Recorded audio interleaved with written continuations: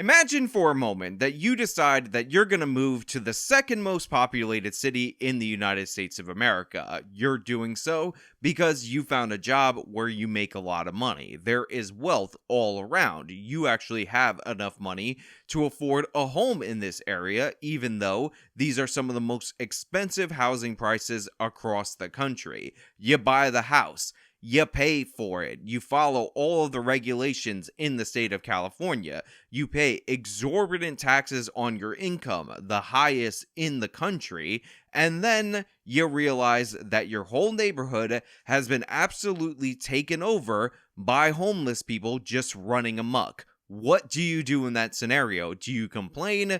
Do you write your city council member? Do you beg the mayor, or mayors, plural, because this has been going on for years, to do something to no avail? Or do you sell your property at lower values, give up your job and everything, and flee the state? Well, this is the question that a lot of Los Angeles residents find themselves asking after their high-status neighborhoods have been completely conquered by homeless people. And when I'm talking about homeless people, I just want to make it clear, these are vaguely homeless people. They are without houses, without apartments, but they're actually setting up an RV camp in the area. Now, long-term viewers of this channel will know that we covered a similar story in a different Los Angeles neighborhood, but this one is particularly bad due to the fact of how long this problem has been ongoing and how the city has just decided that in no way, shape, or form are they going to help. In fact, they've essentially said that the homeowners need to suck it up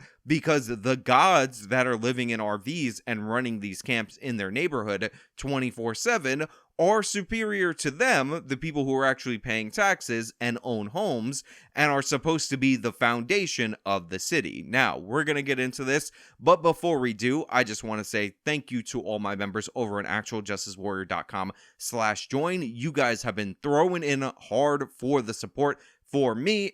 Give me the money.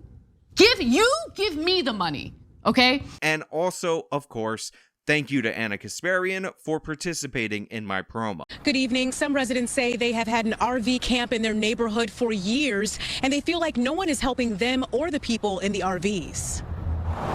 In nearly every LA neighborhood, no matter the perceived status, I had nothing to do with it. Thousands of people are experiencing homelessness. So one of the things that I've really tried to harp on this channel is the language surrounding homelessness, because whenever the left doesn't do anything about a problem, whenever they want to ignore the problem, whenever they want to paint the people who are causing a problem as victims, one of the strategies that they utilize is changing the language related to that problem. Whenever we talk about crime, the left doesn't want to talk about criminals, they want to talk about how the state criminalizes certain behavior, because again, the deflection is away from the individuals, away from the perpetrators, to some sort of broader societal problem that really doesn't assign accountability to anyone and leads to nothing being done. Experiencing homelessness, just like calling them unhoused, is just another one of these linguistic tricks that seeks to obfuscate the issue so that the problem can never actually be addressed. That's what's going on here, and shame on the local Fox affiliate for participating in this fraudulent changing of the language in order to ignore the issue. Living in tents and RVs. It's very nerve-wracking and stressful, especially if you care about your neighborhood. David Mishagan is a homeowner in Venice and says he feels the impacts in his neighborhood with an RV camp set up on Venice Boulevard. It's definitely been about 6 years that this particular camp's been here. I'm sorry, how long has it been? It's definitely been about 6 years that this particular camp's been here. 6 years. 6 years, over half a decade, the homeless, and I use the term homeless loosely because you can live out of an RV and not actually be homeless, in my opinion. They set up an RV camp on this major boulevard in this person's neighborhood. He's a homeowner, and the city of Los Angeles has done absolutely nothing effective against this problem. 6 years they've had to deal with this. That is just normalizing the absolute destruction and chaos in these cities. And by the way, when you let these people camp out in this way without addressing it immediately, that draws in more people and thus prolongs the problem and prolongs any solution to the problem because you didn't cut it off at the knees. But 6 years of dealing with this growing homeless camp, absolute insanity. But again, this is largely due to the fact that in the state of California, Ninth Circuit Court of Appeals, which covers that area, the western part of the United States, they've declared this god-tier constitutional right for homeless people to camp in public, and you're not basically allowed to do anything unless you have the shelter capacity to deal with it. So essentially, homeless people have extra rights because when you buy a property, you have the right to live in it if you buy it, but homeless people or unhoused people or not even homeless people who are living in RVs can just set up anywhere, pay nothing, destroy the area, and they have god-tier constitutional rights that supersede your individual rights, that supersede your property rights, and you could deal with it for over half a decade and still be going to the local news saying, yeah, you know, it's been 6 years, and it's been impacting my neighborhood. I'm a homeowner and I've kind of had to deal with this problem for 6 years. And he says he has been attacked twice. One time somebody pulled a gun, which was recent, and they went to jail. The time before, which was back in 2018, that was at that camp, and somebody pulled a wrench on me and came after me. So another reason I absolutely can't stand the linguistic tricks that they use to obfuscate the issues is because when you're like, somebody's experiencing homelessness, you're like, oh wow, that's an experience. Oh, I'm sorry that happened to them. But in reality, what we see time and time again with these homeless encampments is that they're open air drug markets. They draw in crazy people who sometimes become violent. Now, this is where some dumb idiot will say something to the effect of, well, actually, Sean, if you're homeless, you're more likely to be victimized by violent crime than to be the perpetrator. I am very intelligent because I don't understand that I'm actually lying with statistics, but I heard this, so I'm going to report it. Please give me virtue point. Yes, obviously, the percentage of violent mentally ill people is lower than the percentage of overall mentally ill people in these homeless encampments, and what dictates whether or not you're going to be victimized by one of these violent individuals is the proximity of which you live to these homeless encampments. And nobody lives closer to homeless encampments than the people who actually live within them. So yes, the violent people are more likely to attack people that are near them, and those people, since we're allowing these encampments to get larger and larger, tend to also be homeless. So statistically, for sure, we're going to have you to be more likely to be victimized by a homeless person if you're within the encampment, if you're also homeless as well, as compared to people who don't live near them, which is the overall expansion of the denominator tactic that you're using in order to inflate that. That still does not mean that these people who live near it aren't at greater risk than those people who aren't homeless that don't live near it. Do you understand what you're doing right there? All you liars or dumb people who don't realize you're not saying anything clever or intelligent, you're just expanding the denominator in order to obfuscate the issue that it is in fact more dangerous to live near these open air drug markets than it is to live away from them, and allowing them to expand increases the danger. Some neighbors are terrified, like this woman who lives in the neighborhood but didn't want to show her face or reveal her name. I feel threatened, like I'm not safe. I'm always watching before I get out of the house. Her house faces the RV. So you have this woman that they don't want to identify, but they didn't dub her voice, so obviously we know she's the Russian lady or the Eastern European lady that lives in that neighborhood. And then they just told you that her house faces the RV. So now if these hobos are watching Fox 11, they're going to know exactly who to target. Shame on you guys for not redacting her identity even further. And honestly, shame on me for pointing this out, thus making her more identifiable. I am really a bad guy, but honestly, the joke supersedes everything. Her house faces the RVs, and one has a new addition.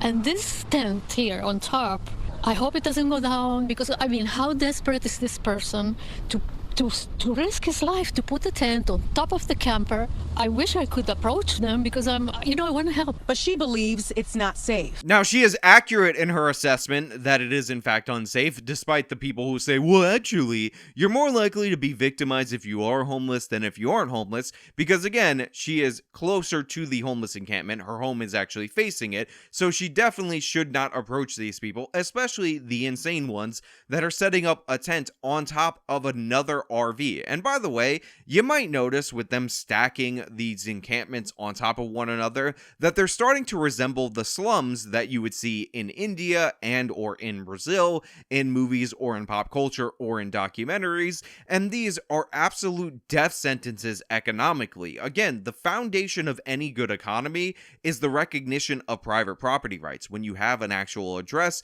you can take out a loan. When you have a home, you can leverage that. You can start a business. When property rights are protected, people are not worried as much about theft. They can function more fluidly, and allowing these encampments, which ultimately will end up progressing at the rate that they're going into straight up third world slums, is no solution at all whatsoever. Again, under a system of private property rights, if somebody decided to move in above you and build an additional story on your home, that would obviously not be allowed without your permission. However, we're seeing these third world tactics come to fruition in one of the wealthiest cities in the United States of America, the second largest city in the United States of America, and of course, that's Los Angeles. But remember, the Ninth Circuit Court of Appeals says that if you're homeless in this part of the United States, you have a god-tier right to violate the basic norms and basic private property rights that have been established in the Western world for centuries, because, you know, you get super rights because, honestly, you're a victim, you're just experiencing homelessness. And obviously, if we pander to you, that's going to be a solution. Look at how hard California pandered to these people, and this camp has only been expanding for 6 years. But eventually, that pandering will definitely work, and all of these people will become upstanding citizens as long as there's no consequences for negative behavior, because that's how incentives work. The LA City Council recently approved a resolution to prohibit RVs from being parked along various streets in Venice. The city will post signs with parking restrictions for RVs. But this isn't the first time Venice has gone through this process, and several streets already have the signs with RVs parked next to them. I was just making a joke about how California's strategy is essentially to try the same thing over and over again and look for a different result. And then this local news segment says, you know what? They actually passed an ordinance that they're going to put up signs saying no parking them RVs overnight in this area. Checkmate, we solved the problem, only to find out that these signs actually are already there. They've already tried this. They're quite literally trying the same thing over and over again and promising a different result. I don't even think they're expecting it anymore because, of course, they're not enforcing this. They're not interested in doing enforcement because, in part, they have all these built-in excuses against it. They have deemed that these people have god-tier rights in order to do this, and a parking sign isn't going to change that. The stories that we hear from the western part of this country are so absurd, it defies all logic and all sense, and you think it cannot be real. We've heard instances of people setting up encampments in neighborhoods on people's private property. They try to call the police to get them removed, and they're told by the police that that is not a violation of their private property rights, even though they're clearly violating their private property rights. But then, if you decide you're not going to allow this encampment to be set up in your area, you try to move this stuff, you try to get these people out, the police will come out and arrest you because they'll say you're violating their private property rights. The homeless people who don't pay for these areas somehow have superior god-tier rights as compared to you in the western part of this country. And homelessness is not only bad in California, it's not only bad in the western part of this country, it gets bad in other places. But the Ninth Circuit rulings, the way that they've set this up, is so insane that it leads to more and more absurd outcomes. And we have the city council proposing the exact same solution that they already instituted. The signs are already there, and they're expecting a different result because they don't care. But we already have it. The thing is, they don't enforce it. And honestly, why would you care if there are virtually no consequences for this behavior? They just had an election. They could have elected a more moderate, sensible mayor, somebody who is actually a lifelong Republican running as a Democrat, but instead they chose Karen Bass, who promised to continue the same exact problems and you know there's not going to be any progress. So the residents say they feel helpless and want Mayor Karen Bass and Councilmember Tracy Park to work together to help everyone involved. And when you have all this coverage that says, you know, what we need is a solution that helps everybody involved. Absolutely not. What we need is to work linearly. Stack up everything on a list of priorities. First priority is get these people out of here, and then you can deal with helping them. Once you break up the open air drug markets, that's when you can start dealing with the mental illness and the drug addiction. But the idea that you're going to try to work out a way to get these people out of here, but also try to get them in rehab, but also let them live in an open air drug market all at the same time is what led us to this situation. And I do appreciate the neighbors finally having enough. I mean, it's been 6 years. Maybe you could have had enough a lot earlier, but based on what's going on in California, there's not a lot they could do, especially if they've had enough earlier on in the 6-year period that this encampment has started and grown and festered. It's not a family and a mom. Like, they paint these pictures when the politicians talk, like Great Depression pictures of this hardworking family that are really down on their luck, which was the case then. This isn't the case. These are 25-year-old, 30-year-old people taking advantage of a system that's definitely broken. Yes, he's 100% right. These are people who move there because there's no consequences, because it's convenient for them. They take advantage of the system. They don't treat other people in the area well. There's no community. It's not the Great Depression. These aren't sad but stern, strong-willed people on hard times. And I appreciate the neighbor saying that the politicians are talking nonsense. These are not situations where normal, average, everyday people are falling into homelessness. That definitely happens. I am sympathetic towards those people, and I understand that. But allowing this to fester obfuscates that problem, doesn't allow us to help those people who might just need a hand up, because we're focused on painting these people who are victimizing communities across the state of California and across this country as the ultimate victims, the people that we need to save. They're not even to be called homeless anymore because they're God tier. You have to call them people experiencing homelessness or the unhoused, as if it's somebody else's responsibility for them to get their lives together. And it's just, enough has to be enough. You have to have a breaking point. And unfortunately, because Karen Bass was elected, they definitely never will. They're quite literally, again, it's so insane, 6 years into this process, proposing the same exact solution that they're not even enforcing that they did years ago in this exact area. Nobody's checking in. It's not getting better. And eventually, you just have to say you've had enough and clear this area out. But hey, look, those are just my thoughts. Let me know your thoughts down in the comments below. If you liked the video, show them by leaving a like. Subscribe for more content. Follow me on all my social media. Support me via the support links in the description of this video. This has been me talking about an insane homeless encampment in the state of California. Till next time.